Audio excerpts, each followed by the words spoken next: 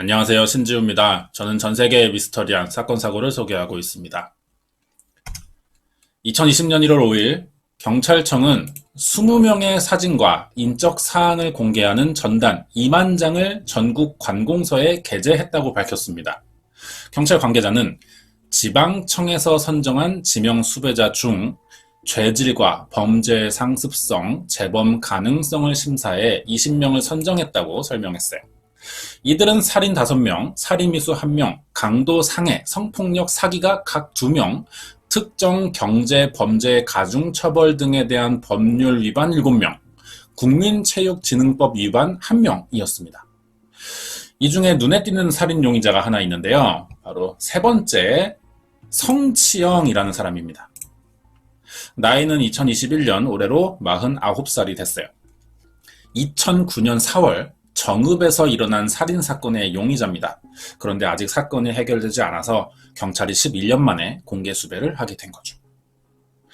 공개수배라는 건 전국에 이 단 한 명의 신상을 뿌려버린다는 점에서 굉장히 신중해야 되는 일입니다. 한 번이라도 실수가 있다면 되돌릴 수가 없어요. 하지만 그만한 혐의가 분명하고 검거가 시급하다는 이야기도 되는데요. 11년 전 성치영은 무슨 짓을 저질렀길래 공개수배 3번으로 지명된 걸까요? 자세한 이야기가 궁금하시면 구독과 좋아요 부탁드립니다. 2009년 4월 20일 성치영은 전주지방법원에서 파산 선고를 받고 자신이 사는 정읍에 돌아가는 길이었습니다. 이 사람은 화물기사 일을 하면서 도박에 빠져 있었는데요. 그러다 보니 도박빚이 생겼고 어느 순간부턴 도저히 감당이 안 되자 몇 달 전 파산 신청을 했던 겁니다. 이 씨는 도박판의 전주라고 하는 사람이에요. 돈을 빌려주고 이자를 받는 사채업자인데 형이 이삿짐 센터를 합니다. 성치영이 여기서 화물기사로 일하다 이 씨를 알게 된 거예요. 그래서 이 씨의 소개로 도박판에 발을 들였고 심각한 도박 중독에 빠진 거죠. 파산 선고를 받기 전날도 사채업자인 이 씨에게 50만 원을 빌려 도박을 했습니다. 성치영은 이날 5시 20분 정읍에 도착했다고 아내에게 전화했어요. 그리고 저녁 8시까지 집에 들어가겠다고 했지만 집에 오지 않는 겁니다. 그래서 아내가 8시 30분쯤 남편을 찾으러 이삿짐 센터에 가봤죠. 이날이 아내 생일이었어요. 같이 저녁을 먹기로 했는데 남편이 오지 않으니까 아마 화가 좀 났을 겁니다. 그런데 이삿짐 센터에는 아무도 없어요. 아내는 다시 집에 돌아왔고 1시간이 지난 밤 9시 30분 남편인 성치영이 들어옵니다. 하지만 남편이 어딘가 이상해 보였거든요. 비가 온 날이 아닌데 온몸이 물에 젖은 데다가 흙투성이었습니다. 손에는 상처도 나 있었어요. 아내가 무슨 일이냐고 물어보니까 다쳤다고 대답은 했거든요. 이날 생일 망쳤죠. 생일이 이렇게 지나갔고 부부가 밤에 잠에 들었는데 새벽 2시쯤 문 열리는 소리가 나서 아내가 눈을 떠요. 그래서 옆자리를 봤는데 남편이 나간 겁니다. 이때 아내는 밖에 집 앞에 세워진 흰색 SM3 승용차를 봤다고 했거든요. 무슨 일인지는 모르겠지만 다시 1시간 뒤인 새벽 3시 반쯤 남편 성치영이 다시 집에 들어옵니다. 그대로 잠에 잤고 이날 밤이 지나가요. 자, 이 비슷한 시간에 이삿짐 센터에서는 동생인 사채업자 이 씨가 보이지 않자 형이 동생의 아내와 같이 찾으러 다니고 있었습니다. 이 씨와 4월 20일에 점심을 먹고 난 뒤부터 다음날 아침까지 연락이 되지 않고 있었거든요. 휴대전화가 꺼져 있었어요. 조금 이상한 건 성인이잖아요. 성인인데 하루 연락 안 된다고 이렇게까지 찾는 거는 사실 이해가 안 될 수도 있습니다. 이 씨가 하는 일이 도박판에 돈을 대주는 사채업자라서 그랬던 거예요. 항상 현금을 많이 들고 다니는 사람인데다가 주변에 받을 돈도 많으니 휴대전화가 꺼지면 안 됩니다, 이 사람은. 그리고 하는 일 특성상 범죄에 노출될 가능성도 많겠죠. 가족들이 이런 부분을 잘 알고 있었어요. 그래서 이 씨를 급히 찾아다닌 겁니다. 결국 형은 정읍경찰서 상동지구대에 동생인 이 씨의 실종 신고를 해요. 휴대전화 위치 추적을 해보니까 정읍역 주변에서 확인이 됐습니다. 그래서 이 주변과 여관, 주차장을 찾아다녔지만 동생을 결국 찾진 못해요. 경찰은 형이 동생을 마지막으로 봤다는 이삿짐 센터부터 조사를 했습니다. 여긴데 혈흔이 꽤 많이 나왔어요. 바닥과 수도꼭지, 화장실, 형광등 스위치 등 사무실 전체에 혈흔이 남아 있었습니다. 감식해보니까 이게 사라진 사채업자 이 씨의 혈흔이었어요. 살인의 정황이 유력해졌죠. 그렇다면 아마 이 씨에게 돈을 빌린 사람들이 좀 용의자에 가까울 겁니다. 그중 성치영도 있었던 거죠. 이날 새벽 2시 반에 흰색 SM3를 타고 나갔다가 1시간 뒤에 돌아왔다는 아내의 진술 때문에 가장 유력한 용의자로 보였습니다. 아내의 말을 들은 경찰은 성치영에게 이날의 알리바이를 물어봤는데요. 그러자 근처에 맥주를 마시러 나가긴 했지만 차를 타진 않았다고 대답했습니다. 아내와 성치영의 진술이 다른 거예요. 더 의심이 갔죠. 며칠 뒤 사라진 이 씨의 차는 정읍의 아산병원 주차장에서 발견됩니다. 성치영의 아내가 봤다는 그 흰색 차예요. 여기서 이상한 점은 이 씨의 차가 맞는데 번호판은 달랐다는 겁니다. 아마 범인이 차를 처분할 수는 없으니까 수사에 혼선을 줄 목적으로 번호판만 바꿨던 것 같아요. 차 내부 감식에서는 성치영의 지문이 다량으로 나왔습니다. 여기서 경찰은 성치영을 범인이라고 확신하는데요. 아직 죽였다는 증거가 없지만 정황상 너무 확실해 보이거든요. 성치영의 지문이 이 씨 차에서 다량으로 나왔고 사건 당일 이 씨의 자동차가 성치영의 집 앞에 있던 점과 실종된 이 씨에게 돈을 빌렸지만 갚지 못하고 있던 점들이 성치영을 범인이라고 볼 수밖에 없었습니다. 그렇다고 바로 체포도 하지는 못해요. 일단 이 씨의 시체가 나온 게 아니죠. 그리고 성치영이 차 안의 지문은 예전에 자기가 탄 적이 있었기 때문에 그때 남은 거라고 거짓말 해버리면 그때부터는 증명할 방법이 없습니다. 이 씨가 실종된 지 3일 뒤인 4월 24일 성치영은 자신의 아내와 세 딸을 정읍의 신태인역으로 불렀어요. 그리고 전북 부안의 터미널 근처 모텔에서 하룻밤을 같이 잡니다. 다음날 아침 모텔을 나가는데 갑자기 성치영이 아내에게 2, 3일 정도 머리를 식히고 오겠다는 거예요. 이때 아내는 성치영이 딸들과 자신을 부를 때부터 뭔가 이상하다는 눈치를 챘던 것 같기도 합니다.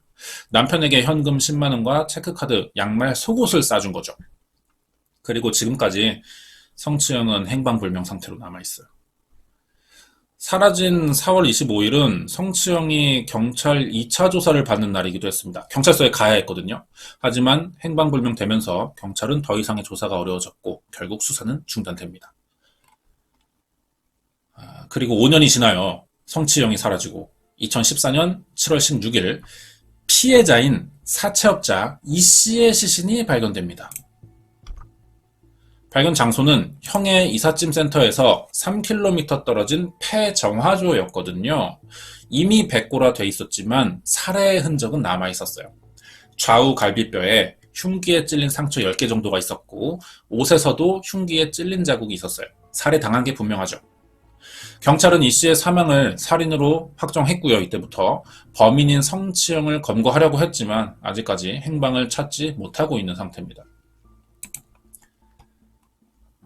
경찰은 이 당시에 성치영이 사라진 시점에서 금방 찾을 수 있을 거라고 생각했어요. 왜냐면은 이 당시 성치영이 베체트라는 희귀병이 있었거든요. 베체트병이 구강이나 신체, 눈에 궤양이 생기는 병입니다. 증상이 심하면 피부나 혈관, 위장 등 장기에도 나타나는 만성 염증성 질환이에요. 원인은 밝혀지지 않았지만 유전이나 환경에 따라서 면역력이 약해졌을 때 나타난다고 연구돼 있죠. 보통 20대에서 30대 사이에 많이 발생하고요. 꼭 약을 먹어야만 이 증상을 낮출 수 있다고 합니다. 약을 타야만 했을 거예요, 성치영은. 그러면 약국이나 병원에 들려야 하고 기록이 남을 수밖에 없는 거죠. 이게 경찰 추적의 단서가 되겠지만 이때부터 한 번도 성치영의 이름으로 병원에 들른 사람은 나타나지 않았습니다. 그러면 혹시나 다른 사람 이름으로 약을 타거나 누군가가 대신 병원에 갔을 수도 있는 거죠. 심부름으로. 그래서 이 당시 베체트병으로 처방받은 사람을 모두 추적해 봤어요. 하지만 성치영과 관계된 사람은 나타나지 않았습니다. 카드나 휴대전화 사용 기록, 금융 기록도 전혀 없었어요. 가족에게도 사라진 뒤부터 한 번도 연락을 하지 않았고요. 생활 반응이 일체 없는 겁니다. 이렇게 자신의 신변을 감출 수 있는 이유는 크게 세 가지로 볼 수 있을 것 같아요. 사망했거나 신분을 세탁했거나 아니면 해외 밀항하는 경우인데, 여기서 밀항은 어렵다고 생각되거든요. 영화로 한국과 중국 사이의 밀항 이런 장면들이 많이 나오다 보니까 익숙하긴 한데, 그리고 예전에는 확실히 밀항이 많던 것도 사실입니다. 하지만 2011년이나 된 시점에서는 힘들다고 생각해요. 해경의 감시를 벗어나기가 어렵고요. 밀항을 시도해도 그 많은 대가를 줘야겠죠. 돈을 내야 배를 탈 텐데, 성추행은 행방불명 되던 시기에 큰 돈은 없었고, 모으려고도 했을 수 있겠죠. 밀항을 시도할 거면. 그러면 그 기간에 발견됐어야 한다는 거예요. 신분 세탁도 우리나라에서는 사실상 불가능하죠. 다른 사람의 신분을 도용해도 수배가 된 상태라서 얼굴이 문제가 될 겁니다. 그리고 성추행이 예전에 3년간 민간 방범대에서 일한 적이 있다는 보도가 있었거든요. 그러면 경찰 수사 방식이나 범죄에 대해서도 어느 정도 지식은 있을 겁니다. 숨어 살기로 작정한 거라면 우리 같은 사람들보다 막막하진 않을 수도 있어요. 하지만 결정적으로 우리나라의 신원 등록제를 피하기는 어렵기 때문에 한국의 어떤 사회 시스템을 이용하려면은 자신의 신분증 필수고 자신의 개인정보 입력이 무조건 필요한 경우들이 상당히 많거든요. 이런 걸 없이 살기는 힘들다는 거죠, 지금의 한국은. 그렇기 때문에 누군가의 도움을 받아서 살아야만 할 겁니다. 밀항이나 신분 도용이 아니면 유력한 상황은 사망이 있어요. 성치영의 가족부터가 이런 가능성을 이야기하고 있거든요. 정말 죽었다면 극단적인 선택인지 아니면 사고인지 누군가한테 살해당했는지 이런 것들이 다시 중요해질 텐데, 이 씨가 사체업을 했다는 점에서 많은 사람에게 원한을 살 가능성이 있고, 어쩌면 성추행의 공범이 범행을 끝낸 후 성추행도 죽였을 이럴 가능성도 남아 있습니다. 증거는 없지만 가능성의 한 종류로만 본다면 무시할 수는 없겠죠. 그렇다면 이 사건은 왜 일어나게 됐을까요?